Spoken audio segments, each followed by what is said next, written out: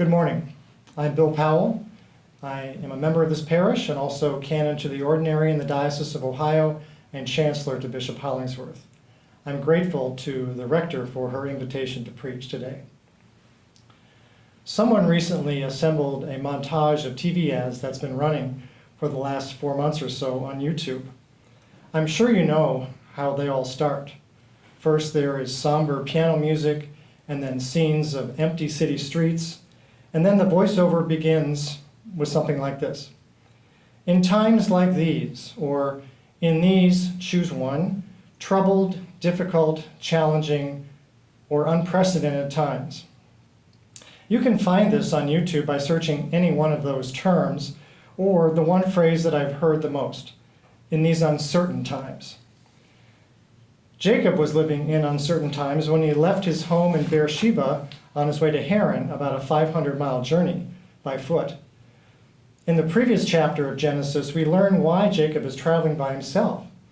We didn't hear that part of the story today, but some of you may remember the story of Jacob and Esau, where Jacob deceived his father Isaac into thinking that he was his older brother Esau, and then Isaac gave Jacob his deathbed blessing, or in other words, his inheritance.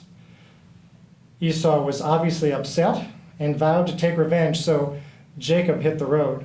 And that's where we pick up the story this morning. Jacob had gone quite a ways, probably a week or so, given what we know about the geography, when he stopped because the sun had set. He was undoubtedly alone. He was nowhere near a town or a village, and he obviously wasn't close to his destination. These were definitely unprecedented and uncertain times for Jacob. One of my colleagues, the Reverend Percy Grant, observed that since the sun had warmed the rocks, Jacob took one because it was warm and used it for a pillow. Maybe that's what set up his dream, because he dreams that night of a ladder reaching from heaven to earth with angels ascending and descending on it. And the concept of Jacob's ladder has been part of many sculptors and painters' imaginations over the years, some literally showing angels climbing up and down a ladder, reaching up to heaven. But the point is that Jacob isn't climbing a ladder to heaven.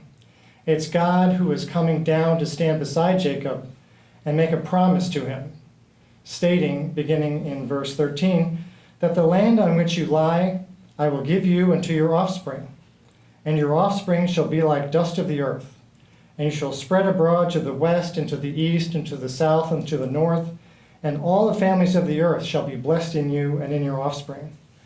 Know that I am with you and will keep you wherever you go and will bring you back to this land, for I will not leave until I have done what I have promised you.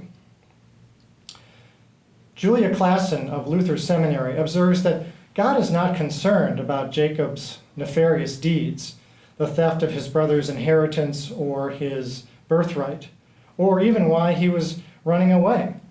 God is concerned about looking to the future, and that in this place, in between his home and his destination, this in-between place, God has come to be with Jacob and to place his confidence in him.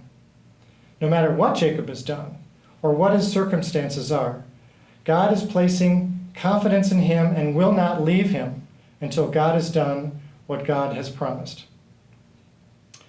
When Jacob wakes, he is a changed man. He says in verses 16 and 17, "Surely the Lord is in this place, and I did not know it.